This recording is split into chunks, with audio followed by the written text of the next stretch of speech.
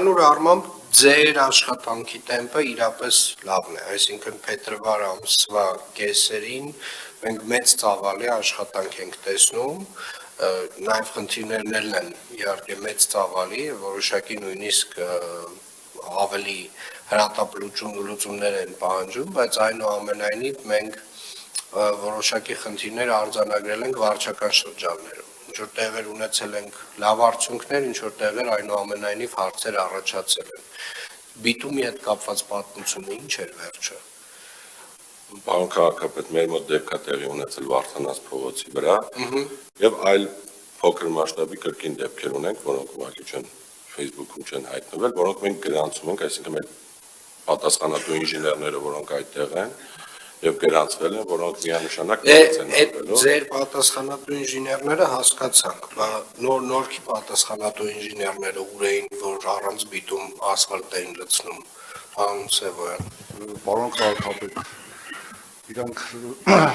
տեղում են, որ երկու տեղով ենք անցկացրել այդ օրը, Թոթովենցի եւ Հովհաննիսյան փողոցի վրա, այդ պահին լցրել են ընդհանուր կամազից դատարկել են, որ ասենք տեղափոխեն, նկարահանումը հենց այդ պահին է տեղի ունեցել։ Այդ տվյալ տեղը բիտումով ասֆալտ է արված եւ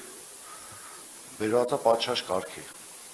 Այդտեղ բիտումով ասֆալտ արված։ Այդ նույն տեղում բիտումով ասֆալտ արված նկարները կա։ Բայց ինչի չէին արել բիտում մինչև ասֆալտը լցնել։ Այդ հատվածում իրանք Թոթովենցի ընդհանուր ծավալը մեծ էին վերցրել շինարարները։ Վերևից ասենք թափերով գալիս էին դրա համար։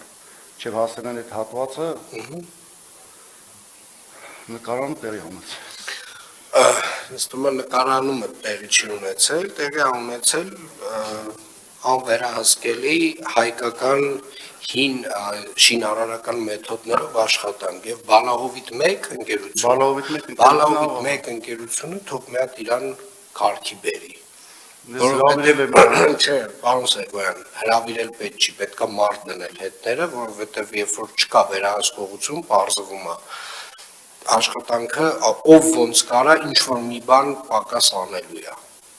անպայմանորեն, ու դա վերաբերում է բոլոր վարչական շրջաններին, բայց ասենք շին բարեկարգումը նույնիսկ գիշերով են իրենց աշխատակիցները կողքները կանգնած,